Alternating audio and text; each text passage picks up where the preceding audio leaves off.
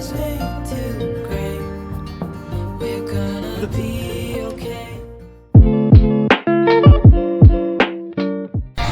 guys, welcome to our vlog. So this is it. This is the day. This is it. Pansit. The day that I've been waiting for. Pero, Kadet, balik ka muna dito, Kadet.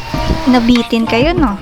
Syempre, isi-share ko muna sa inyo kung anong mga ginagawa ng isang crew pag magsa-sign off na. So, yan, nililinisan ko ang kabina ko, tinatanggal ko na yung mga libro ko, pati yung mga pinagdidikit ko na pictures kasi kailangan dapat malinis yung kabina mo. Kasi nakakahiya naman 'di ba sa mga kapalitan natin na pagdating nila dito sa barko ang dumi ng kabina. So, ayan, babay pa naman tayo. Susunod, pinagtatanggal ko na yung mga study charts ko at yung mga nakadikit dyan sa wall kasi madami-dami yan guys. And then, naglinis na din ako ng aking CR. Pinaglilinis ko na din yan kabina ko kasi lang di ko na video kasi napaka-busy.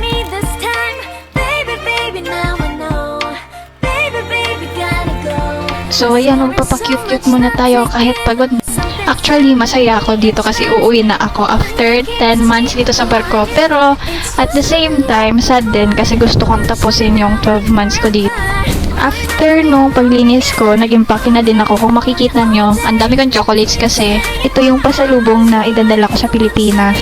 Kasi 'di ba, mga Pinoy pag galing kang abroad, actually yung mga hinahanap ng mga kapamilya natin sa Pilipinas ay chocolates talaga. Since di naman natin sila madadala dito sa ibang bansa, kaya ayun, pinagdadala ko sila ng tambak-tambak na chocolate. So dito naman, ito yung pinaka-room ko talaga, which is the owner's cabin na pinagstayan ko ng ilang months. Binisit ko lang siya at nilinisan ko din kasi gagamitin ito ng tataas na chief mate. Napakalaki nitong kwarto na to guys. Syempre, owner's cabin nga. So, yan yung pinaka-favorite na part ko dito sa room na to kasi ang ganda ng view. And then, alam nyo ba, sa 10 months ko dito na pagstay sa barko, ngayon ko lang naranasan tong parang tradisyon ng mga marino. Kasi every time na may sasampa or may bababa na crew dito sa barko, nagbubudol fight talaga sila, naglelechon or kaya kung ano man nag-gathering like karaoke, kasiyahan. So pinaka-importante talaga na dala-dala mo dito ay dapat marunong kang makisama sa mga tao. At yun nga, yun yung natutuhan ko bilang kadete na dapat marunong kang makisocialize dahil dito sa barko, hindi kami dito full crew na Filipino. May Vietnamese kami, may iba kami lahi, may Indonesian. Kaya dapat talaga marunong kang makihalubilo sa tao. Dito ko rin guys na-discover yung talent ko sa pagkakanta. Charot! So ayun guys, luto na ang ating lechon and ready to eat na. So after namin guys mag-ihaw at mag-lechon, pumunta na kami sa crew mess para magbigay ng message sa mga crew at magpasalamat sa Diyos sa mga gabay na binigay niya sa amin for almost 10 months. Kung makikita nyo, ang saya namin dito kasi ganyan kasaya dito guys sa barko.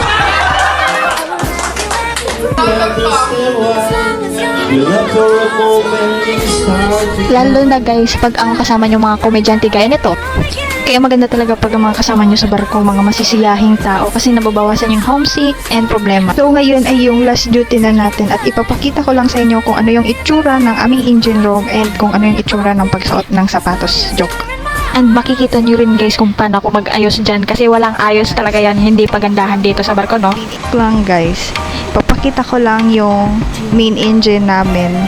Kasi ito yung nag-serve ng motivation ko guys sa 10 months ko na pagbabarko. So makikita nyo naman, pagbaba ko pa lang, bogs, flying kiss agad si main engine. So yan ang nakikita ko every time na bababa ako dito. So didiretso ako nito sa engine control room since umaga pa naman. Ako lang dito mag-isa. Pero, joke, nandun na pala si second engineer. Di ko akalain papasok yun ng ganun kaaga.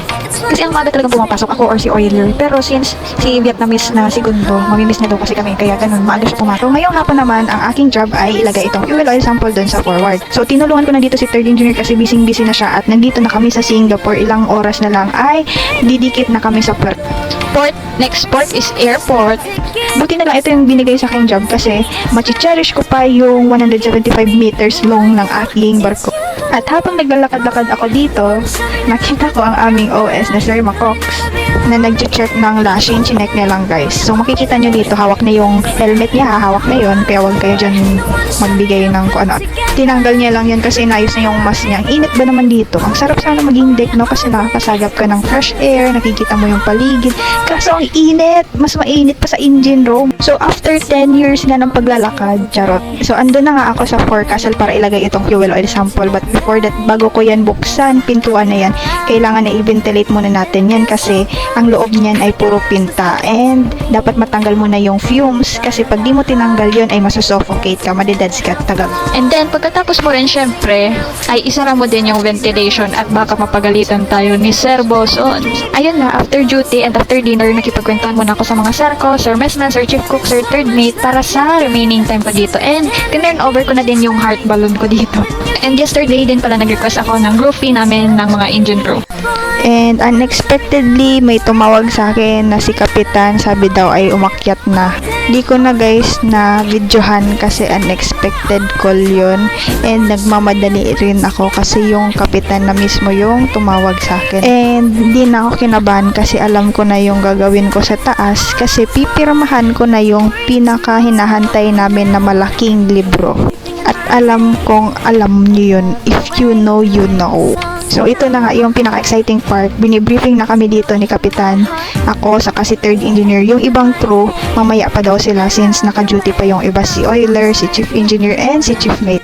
So, ayan, nagpirmahan na kami ng mga papeles at yung mga kailangan dalhin like SRB, passport, chinek yung C-service, and yung mga kailangan na ipasang papeles sa opisina. Binigyan din kami dito ng briefing ni Kapitan about sa flight details namin, kung sino kukuha, yung agent kung ano oras daw ba. And nagchika-chika rin sila ni third engineer since ilang months din kami nagsama-sama dito. So ito nga yung araw na pinakahantay namin kasi uwi na kami sa Pilipinas. Pero ito rin yung pinaka-sad part sa pagbabar. So aminin man natin sa hindi, ang pagbabarko ay mahirap talaga. Pero dahil sa mga taong nakasama ko, ay napadali ang pag-work ko dito sa barko. Lalo na at first time ko dito, di ko alam kung paano gumalaw, paano makisocialize, paano makipaghalubilo talaga sa mga tao, lalo na sa mga lalaki. And thankfully, ang mga kasamahan ko ay mababait at masisiyahin. So, di ko talaga naranasan dito na 10 months na pala sa dito. And to be honest, I'm 0-0 when it comes to knowledge and experience. But thankfully, sumampa ako dito na naka-dry dock pa yung ship namin. Even though 2 weeks na lang ay lalayag na ulit ito. And successfully, within just a week, nakahawak na agad ako ng machineries, marunong na agad mag-troubleshoots or kung ano pa man kailangan malaman bilang isang behind those success are the people who mold me to be the Maiko, brave and confident cadet Maiko na naiwan nila dito sa barko. So, thankful talaga ako sa mga kasama ko, lalong-lalo na to sila sir. Kung makita nyo, binigyan pa ako talaga ng pera kahit pauwi na ako. Binigyan pa ako ng pangdagdag sa aking pag-review and pag-exam kasi ganyan sila ka-willing and ganyan sila ka-supportive sa mga nag-uumpisa pa lang. Kasi yun na naman, dyan tayo galing, di ba? And baka talaga nag-work yung pag-top ko dun sa ship namin bago ako sumampa kasi before ako sumampa nasa gangway pa lang ako, pinag-prepare ko talaga na sana maganda yung ugali ng mga kasamahan ko, sana smooth lang itong contract na to. And thankfully, ganun nga talaga yung sila, mababait, supportive, and willing to do anything just for you to learn something. Swertihan na lang talaga guys, pero ganun pa man, always remember your reasons why you are there to work on board. And always think of the reasons why you choose this path. And always think of your family as your motivation to do your best every day. So, ito na nga yung aking karelyebo na isang utopian, napakabait niya. And nandito na ako sa baba. Nakita ko ng aking kapitan at inalok niya ako, mag-picture daw kami. So, ayun nga, nakipag-picture na din ako sa aking ibang kasamahan as a remembrance kasi di na to mangyayari guys ulit. Bong, ingat kayo! Ingat. Sige. Ikaw, ingat, Bong. Okay na, wala na. Wala. Ayaw nila ata akong pauwiin, pero okay lang naman, wag mo na umuwi kasi gusto ko matapos talaga yung 12 months ko dito. Pero wala tayo guys magagawa kasi yun yung sa MLC. And ayan na nga, lalakad na tayo. This is it, wala na tong lingunan, wala na tong atrasan. Legit na to, di na tayo babalik. Mas legit pa to guys dyan sa jowa nyo, joke lang. So ayan guys, nasa ikalawang tapakan na ako and inaalalayan ako ng aking messman na napakabait. Siya yung masasabi kong best friend ko talaga, saka si Sir Chief Cook kasi sila yung kuya ko talaga dito sa barko. So, ito na ang pinaka-sad. Kasi susunduin na tayo ng white na van. Pero hindi yan mangkukuha ng bata at hindi rin yan sa funeral, kundi van yan ng agent. Okay, ito yung van talaga na puti na masisiyahan ka lang talaga sumakay. Pag agent talaga yung sumundo sa'yo. Lay your head on my chest.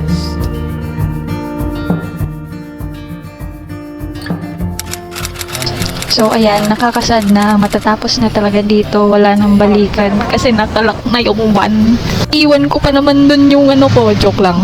Ayan na nga guys, legit na to. Papunta na kami sa hotel since magto 2 days stay muna kami kasi yung schedule ng flight namin ay sa sunod-sunod pa na araw. 'Di ba ang swerte ko kasi may kasama akong chief engineer at chief mate. Siguro kung wala tayong hotel ngayon. So, napagtanto ko dito habang papunta na kami ng hotel na napakalungkot talaga.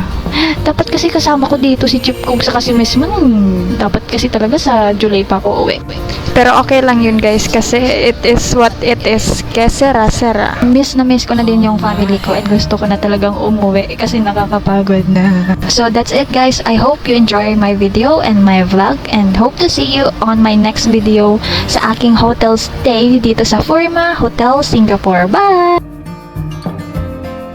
know it hurts, it wasn't fair.